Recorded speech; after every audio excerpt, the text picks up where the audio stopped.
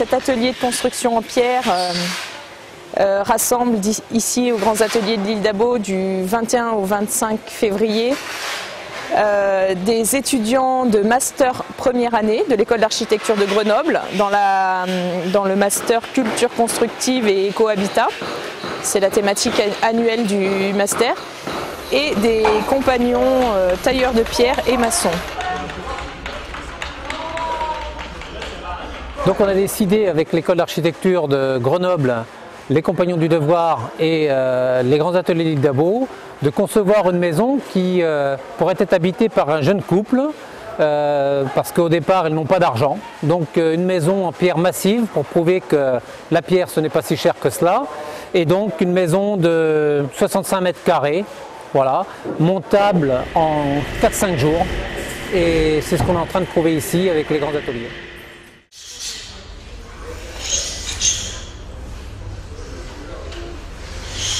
Alors, juste avant de venir aux Grands Ateliers pour construire, on a organisé un voyage dans le sud de la France la semaine dernière, donc notamment dans le but de visiter les carrières de Fontvieille. Alors, la pierre de Fontvieille, c'est justement la pierre qu'on utilise cette année pour le module pierre, et c'est exactement la pierre qu'a utilisée Fernand Pouillon pour ses constructions à Marseille et en Algérie. Donc c'est une carrière qui a été ouverte en 1954. Pour les bâtiments de Fernand Pouillon.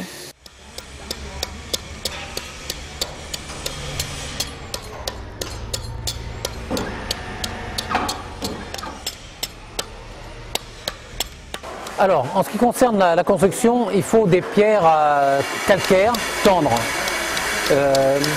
Des bassins qui peuvent offrir cela, on en a à peu près partout en France, c'est-à-dire en Bourgogne, dans le sud de la France, dans le Bordelais, ça pose aucun problème. Donc, des pierres locales, si possible, des grands modules, faciles à monter, et tout va bien. Alors ensuite, l'idée, c'est de prendre des pierres dures en sol, pour éviter la capillarité. Voilà, ça c'est immuable. Une fois que l'on a réussi ça, et on est dans la norme RT 2012, tout simplement. Le projet que l'on est en train de construire est un projet d'une petite maison, très simple, une maison avec 2 chambres et une unité de jour. Donc une maison très simple sur un plan carré de 9 mètres par 9 mètres, donc un peu plus de 80 mètres carrés au sol extérieur. Une maison très simple qui se compose de murs périphériques en pierre massive de 60 cm d'épaisseur, donc volontairement très épais pour se passer d'isolant, et un mur de refend de 30 cm qui permet de diviser la portée de la toiture en deux et d'identifier une zone nuit avec 2 chambres et une salle de bain, et une zone jour avec la cuisine, salle à manger, salon. Si l'on souhaite faire un badigeon, si l'on souhaite faire une eau forte, si l'on souhaite faire des gravures, un layage, aucun problème, on peut décorer à mesure, mais toujours dans un esprit de construction sèche. On va la ramener un peu vers là. On la ramène un peu par là. Ramène-la un peu par là. Vers sur nous.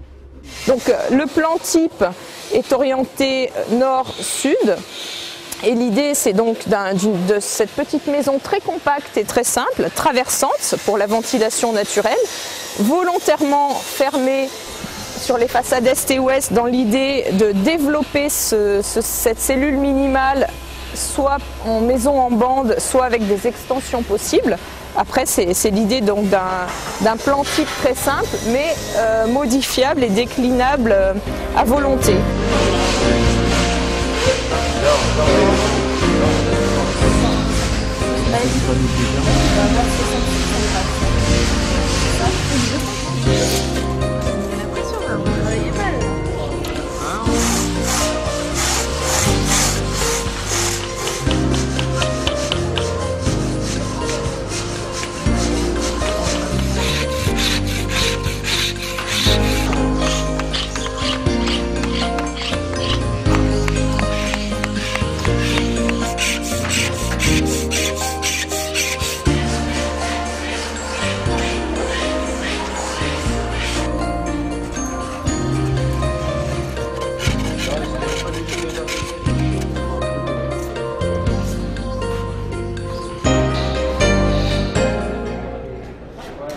il a fallu 72 pierres de 60 cm d'épaisseur, donc c'est-à-dire que les 4 murs de façade représentent 72 pierres.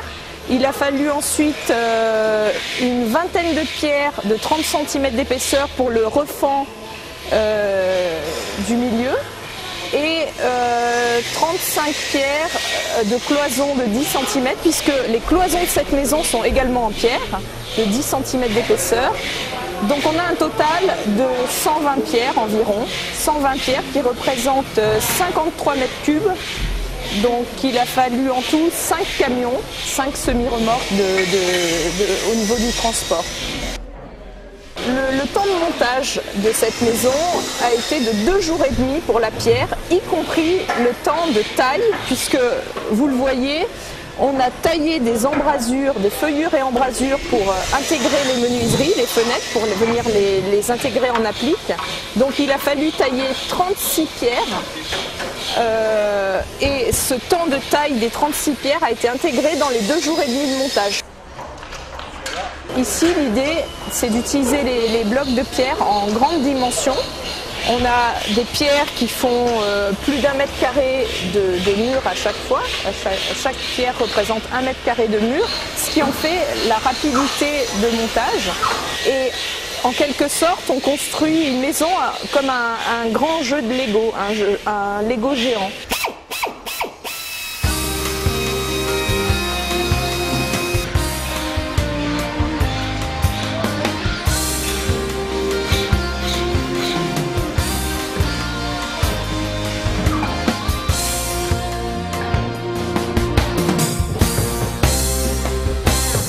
Les tailleurs de pierre, ils ont tendance à restaurer le patrimoine.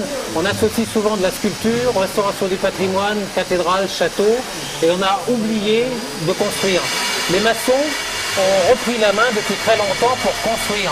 Les tailleurs de pierre, ils font de la recréation, de la restauration. Voilà. Donc c'est pour ça que c'était intéressant de les voir construire, mais aussi d'associer les architectes. Car les architectes, on ne leur enseigne pas assez la pierre. Depuis 1965, on n'enseigne plus la pierre dans les écoles d'architecture, ou très peu. Il faut des gens comme Perraudin, comme Laurent, pour pouvoir leur permettre de construire, de toucher la pierre. Donc nous avons voulu, à travers ce stage, montrer que des architectes et les tailleurs de pierre et les maçons peuvent ensemble construire des maisons en pierre.